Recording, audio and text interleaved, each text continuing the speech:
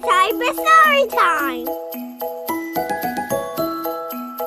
Welcome, everyone. Let the story time begin. And welcome to It's Time for Story Time. Today's reading will be from the 5-Minute Storybook. Today's fairy tale is Little Red Riding Hood. Let's begin. Let the story time begin. There was once a sweet and happy little girl whose granny made her a lovely red cape with a hood. The little girl loved it so much that she wore it everywhere she went. Soon, everyone became so used to her wearing it, they named her Little Red Riding Hood. Little Red Riding Hood said to her mother one morning, "Granny is not feeling very well. Take her this basket of food and see if you can cheer her up." Little Red Riding Hood loved to visit her granny, so she took the basket of food and set off right away. "Go straight to Granny's house and don't talk to strangers," her mother called after her. "Don't worry," sang Little Red Riding Hood as she went merrily on her way. Little Red Riding Hood skipped off through the woods. The sun was shining, the birds were chirping in the treetops, and she didn't have a care in the world. Very soon she met a wolf. "Well, hello there," said the wolf in a silky, low voice. "And where are you off to on this fine morning?" "I'm going to visit my granny," replied Little Red Riding Hood, forgetting of her mother's warning, that is. "She's not feeling well. I'm taking her this food to make her feel better." The wolf licked his lips. "And where does your dear old granny live?" asked the wolf. "She lives in a cottage on the other side of the woods," replied Little Red Riding Hood. "It has pretty roses growing around the door." Is that so?" said the wolf. "Why, it sounds lovely." There were some beautiful wildflowers growing in the woods, and Little Red Riding Hood stopped to admire them. "Why don't you pick a bunch of those pretty flowers for your granny?" suggested the kind wolf. Little Red Riding Hood thought it was a great idea, and she stooped down to pick up some. As she was busy choosing the prettiest of the flowers, the wolf strolled away down the path, his tummy rumbling loudly. At the end of the path, he saw a cottage with roses growing around the door, just as Little Red Riding Hood said. The wicked old wolf knocked on the door. "Come right in, my darling," called the grandmother, thinking it was Little Red Riding Hood.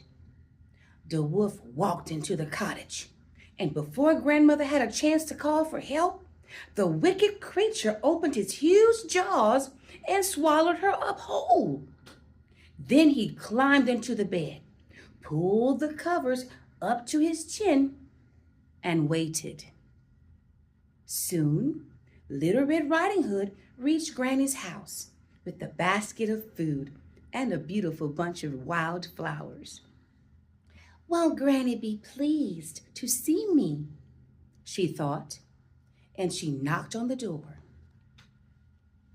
"Come right in, my darling," replied a strange, croaking voice.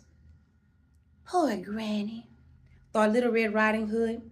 "She doesn't sound at all well." Little Red Riding Hood looked in the kitchen, but her granny wasn't there. She looked in the sitting room, but her granny wasn't there either. Finally, she went into Granny's bedroom, and she gasped in surprise. "Granny," exclaimed Little Red Riding Hood, "your ears are absolutely enormous." "All the better to hear you with, my dear," replied a low, silky voice.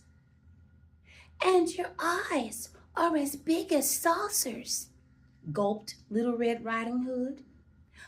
All the better to see you with, replied the wolf. And your teeth are so pointed, gasped Little Red Riding Hood.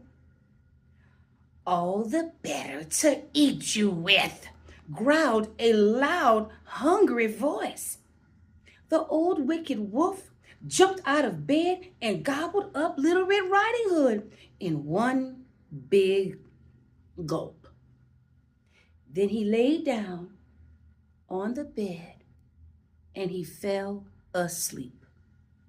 Now, luckily, a woodcutter was working nearby and he heard some very loud and growling snoring and came from, it was coming from the little cottage. I don't like that sound, he thought. With his axe at the ready, he crept into Grandma's house. He tiptoed into the bedroom and he found that wicked wolf fast asleep, with his tummy bulging fit to burst. You wicked old wolf, cried the woodcutter. What have you done? He tipped the wolf upside down and shook him as hard as he could.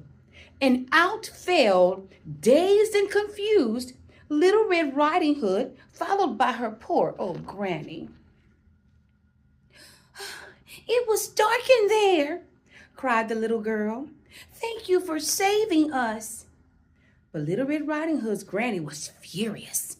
She chased the wolf out of her bedroom, through the cottage, and out into the woods. The woodcutter and Little Red Riding Hood followed close behind her. Well, the wolf never returned, and Little Red Riding Hood never spoke to strangers ever again. Thank you so much for joining us here at It's Time for Story Time. Have a great day. Till next time. You did a great job with reading today.